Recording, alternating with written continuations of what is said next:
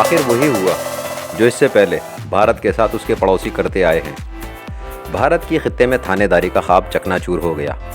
سری لنکا، بنگلہ دیش، نیپال اور افغانستان کے بعد اب ایران نے بھی بھارت کو ہری جھنڈی دکھا دی ہے۔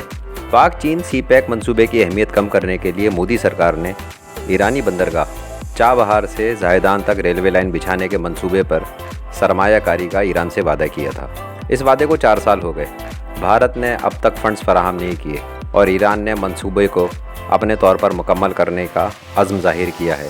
اس سلسلے میں اس نے چابہار سے زاہدان تک 628 کلومیٹر طویل ٹریک کا افتتاح کر دیا ہے اور منصوبے سے بھارت کو باہر کر دیا ہے۔ یہ فیصلہ خطے میں چین کی فتح سمجھا جا رہا ہے۔ چین نے ایران سے $400 ارب کے منصوبوں پر دستخط کیے ہیں۔ یہ منصوبے 25 سال میں مکمل ہوں گے اور اس میں چین سرمایہ کاری کرے گا۔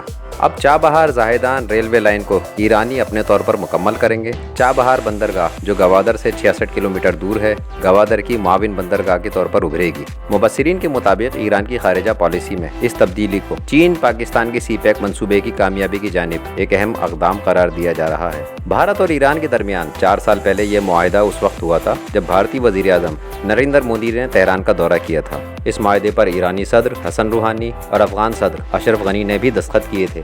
ایرانی حکام کے مطابق اب یہ پروجیکٹ مارچ 2022 تک مکمل ہوگا اور یہ بھارتی مدد کے بغیر ہوگا۔ ان تمام اقدامات سے ظاہر ہوتا ہے کہ بھارت خطے میں تنہا ہو گیا ہے۔ پاکستان اور چین کی خارجہ پالیسی نے بھارت کو تنہائی کا شکار کر دیا ہے۔